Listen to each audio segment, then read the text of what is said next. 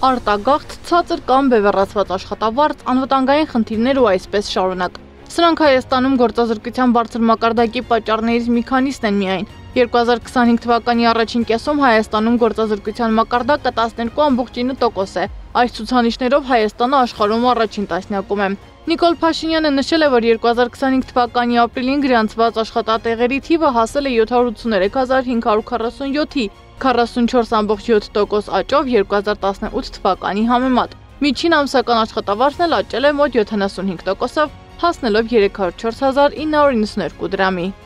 Գույսոնի եկամուտների չափազանց ընդգծված բևեռացվածություն, որը ըստեյության արդյունք է այդ քաղաքականության, որը իրականացնում է կառավարությունը։ Եվ բոլոր պարագաներում մենք չենք կարող մատնանշել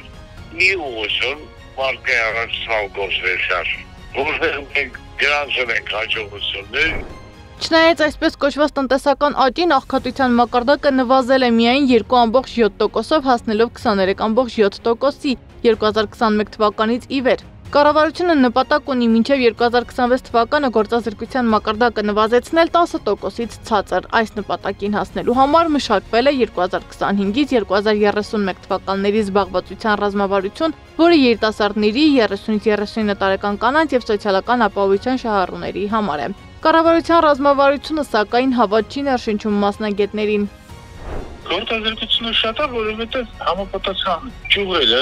օրինակ գյուղատնտեսությունը, որը ամենաշատն է կլանում աշխատուժ, գյուղատնտեսությունը կարելի ասել հիմա կոլապսի վիճակում է։ Մեծ ծավալի ֆիզիկական ուժի օգտագործումով աշխատուժի պահանջարկը գնալու նվազում է։ Եթե Հայաստանում շինարարական բումն է, որտեղ հիմա սպառված է, չէ՞, եթե բումն է մեջտեղից որոշակի ժամանակ հետո շինարարական փուչիկի անհետանալու հետ միասին դուրս գա, ավելի շատ աշխատուժի շուկայում կլինի ավելցուկ։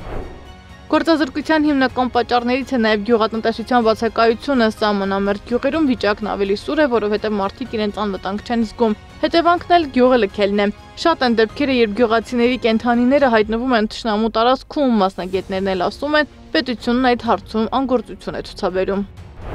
18 թվականից մինչև այսօր ըստ էության բավականաչափ արդեն 7 տարի ասված է բազմաթիվ բաներ, բայց ոչինչ արված չէ։ 252,000 նոր աշխատատեղ է խոստացել Նիկոլ Փաշինյանը մինչև 2031 թվականը, խոստումը տնտեսագետի մոտ ծիծաղ է առաջացնում։ 3-4 օրվա մոլորություն ասեմ, հիմարություն ասեմ, թյուրիմացություն ասեմ, դրան անդրադառնանք, երբ պնդում որ պետական ապարատի աշխատողների աշխատավարձը մեկ ամիս չտան, թոշակառում են բաժան դեպքում 1400 դրամ ընդհանուր հավելաճ կլինի։ Մարդը հասարակ կալկուլյատորով կատարվող գործողություններ չի դիապետում, բայց ստում է։ Որ մոտ ապագայում Հայաստանում գործազրկության մակարդակը կնվազի, հույս չունեն մասնագետները, բայց հույս ունեն, որ դա կանխել չկարողացող իշխանություն այլևս չի լինի։ Սեդա Մակարյան, Նոնա Գևորգյան, ABC Media։